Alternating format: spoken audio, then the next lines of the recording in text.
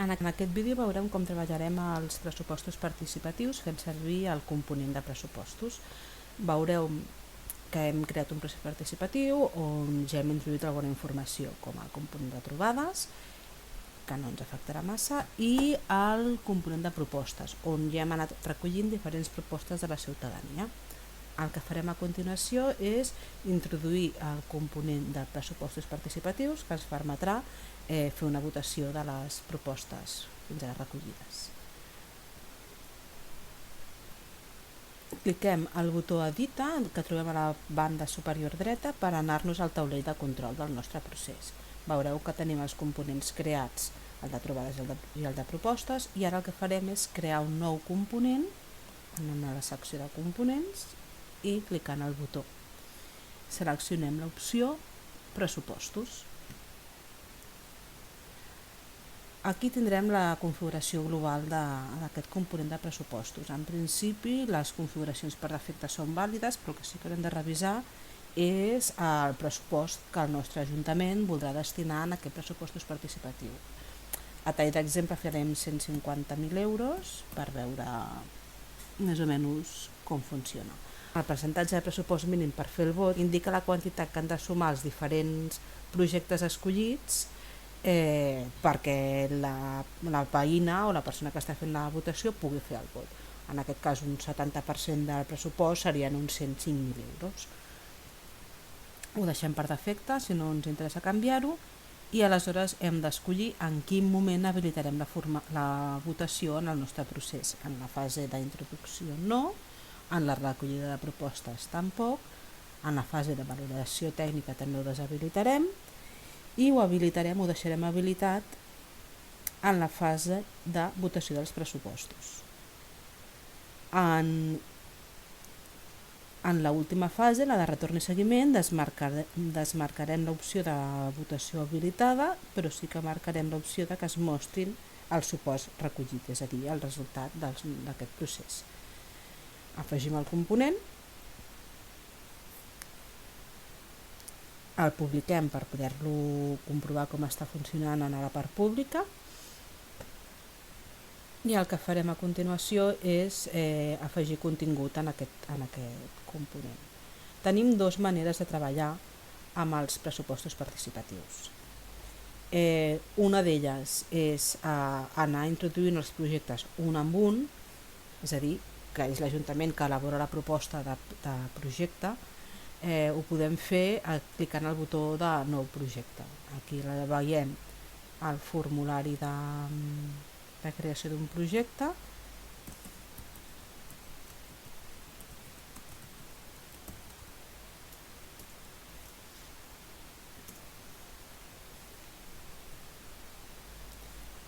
i hi assignem la quantitat de pressupost que nosaltres preveiem que tindrà aquest projecte, així com les categories a la que hauria d'anar. Si és un projecte que ens hem inspirat o que recollim idees de la ciutadania, aquí podríem seleccionar la idea o les idees que ens interessa incloure. Podem seleccionar més d'una proposta relacionada mantenint la tecla Control pulsada i seleccionant totes les que ens interessin.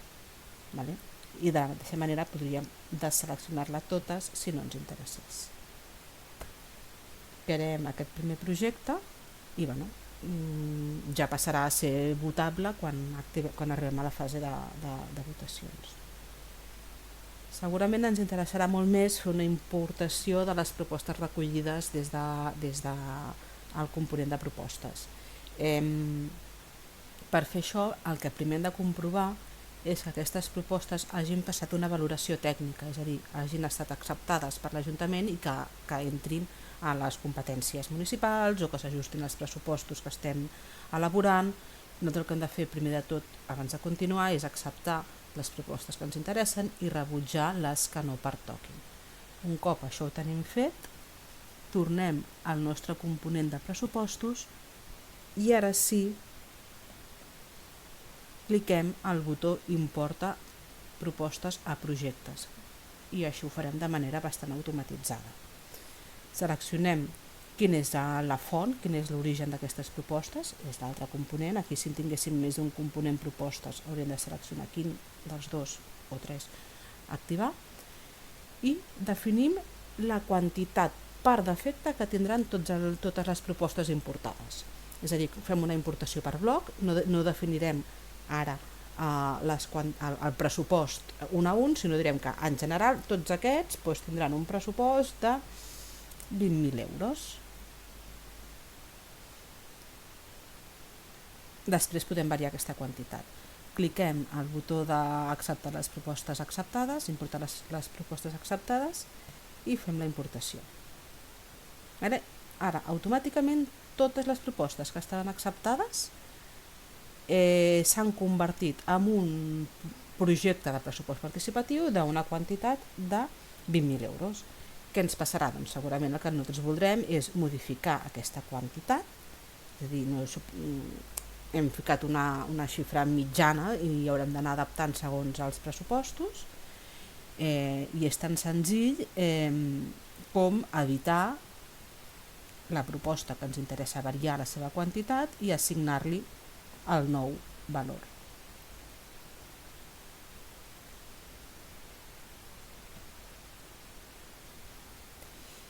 Què ens pot passar també? Que haguem trobat propostes dintre de les acceptades per la ciutadania que són molt similars. En aquest cas podríem veure com dues propostes que serien com molt similars, seria la de vies pacificades i la de pacificació del centre urbà.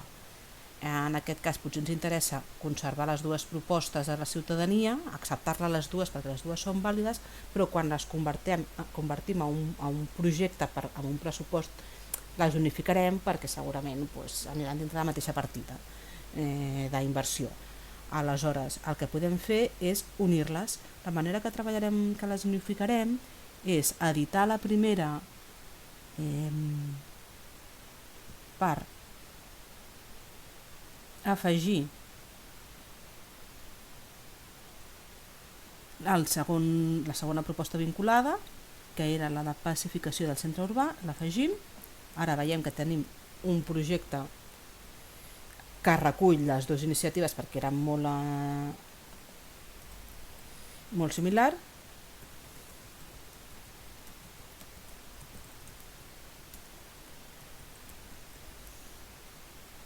Actualitzem.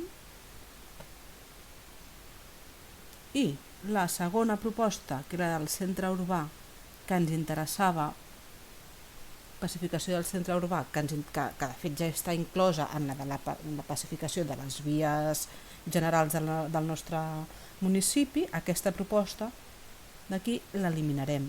D'aquesta manera l'estem eliminant de la votació, però continua sent reconeguda com una proposta acceptada. Mirem la pàgina pública per veure com està quedant aquesta proposta. Dintre d'aquí veureu, ens fixarem que potser ens interessarà canviar l'ordre o no de l'entrada del menú, perquè s'ha ficat el primer del menú a l'opció de pressupostos. Aquí veurem els diferents projectes que hem importat amb les diferents quanties i fixem-nos en aquest que hem modificat especialment de vies pacificades, especialment al centre urbà.